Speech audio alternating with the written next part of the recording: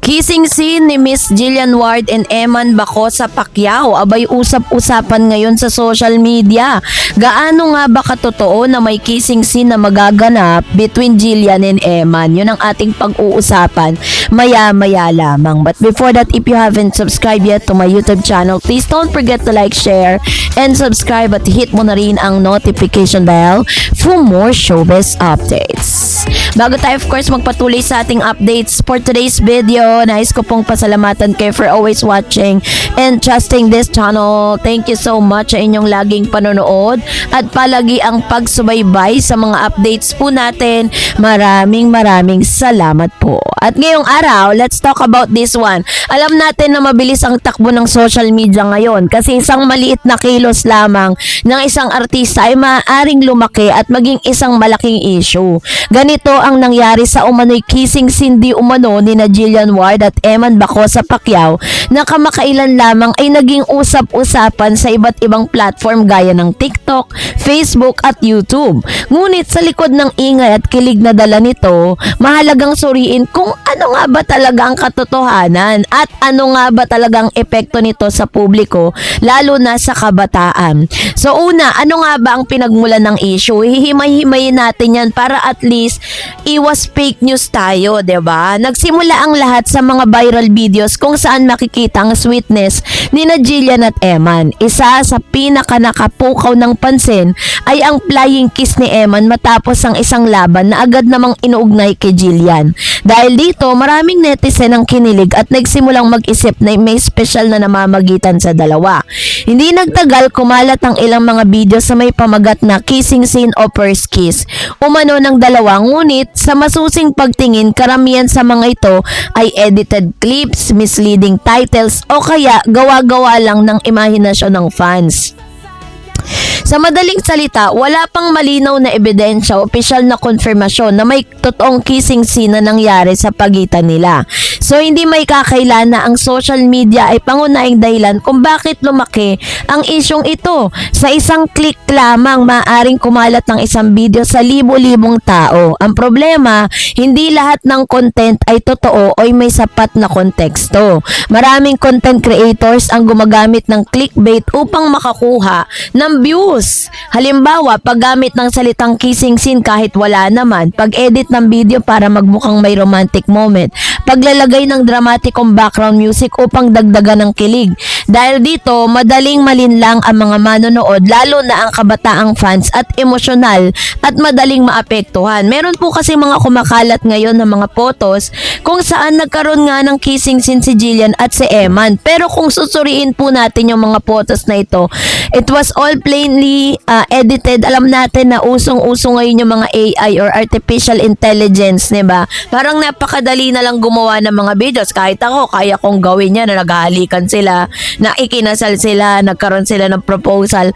Pero ang katotohanan, wala naman talagang nagaganap na ganun. So marami kasing gumagawa niyan ngayon just for the, just for the content, just for the views, diba? Pero tayo hindi natin gagawin yun to mislead you. Maaaring nandun tayo sa side na gusto talaga nating maganap yun in real life, pero not at this time. Kasi kung makikita po natin, si Mr. Eman kasi tsaka si Jillian parang kinikip nila yung yung kanilang friendship, yung kanilang samahan or kung ano man yung relasyon na meron sila. Parang ayaw nila na ma-expose ng todo sa publiko dahil nga maraming kadahilanan katulad ng mga sinasabi ko sa inyo noon, 'di ba, na parang kapag nabalitaan ng mga tao that they are in having a special relationship, wala silang ibang gustong gawin kundi sirain, 'di ba? So mas mabuti na talaga na sekreto. At the same time, hindi rin papayag ang management ng Sparkle at dun sa dun yung pinaka mabilis na paraan, magkakaroon na agad ng ganito. 'Di ba? Parang kakapasok lang ni Eman, sasabak pa ba agad siya sa ganito? Parang hindi rin papayag yung management ni Jillian at ni Eman sa ganong paraan. Maaaring magaganap yan sa mga ibang po nila, ibang mga program po nila, ibang serye nila na matagal na silang magkasama, 'di ba? Pero sa ganitong pagkakataon na parang sobrang aga pa, 'di ba? So, si Jillian Ward ay kilala bilang isang promising young actress sa kanyang henerasyon. Alam natin yan. Mula sa kanyang pagsisimula bilang child star, unti-unti niyang pinatunayan ang kanyang galing sa pag-arte. Ngunit, sa kabila ng kanyang talento, hindi siya makaligtas sa intriga.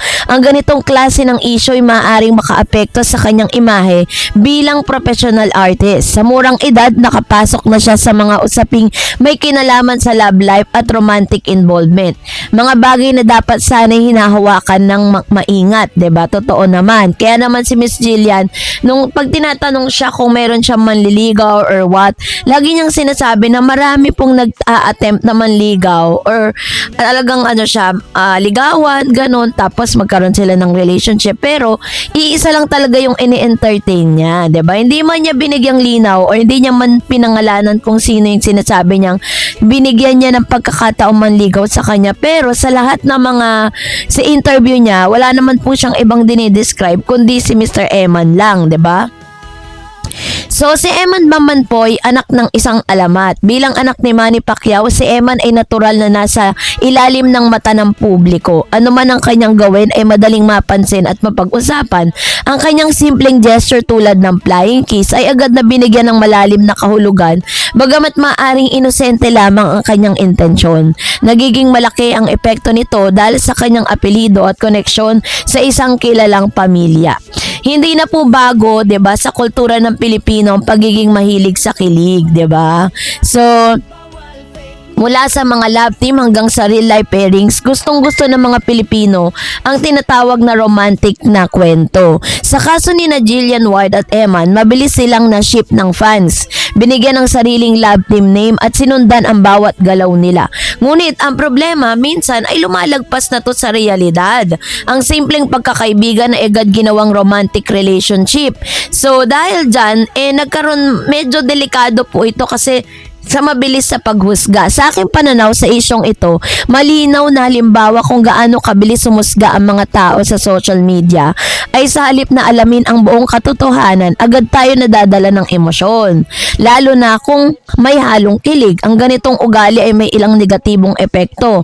Una, nakakasira yan sa reputasyon, 'di ba? Maaaring maapektuhan ang image ng mga artista kahit wala pa silang ginagawang mali.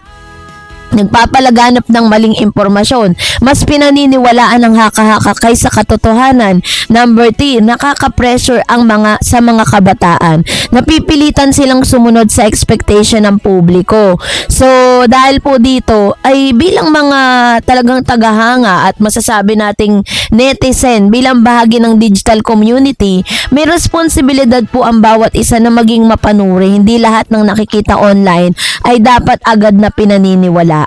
So, dapat chinecheck po muna natin kung ano ba yung source ng impormasyon. Huwag tayo agad mag-share ng hindi tayo sigurado.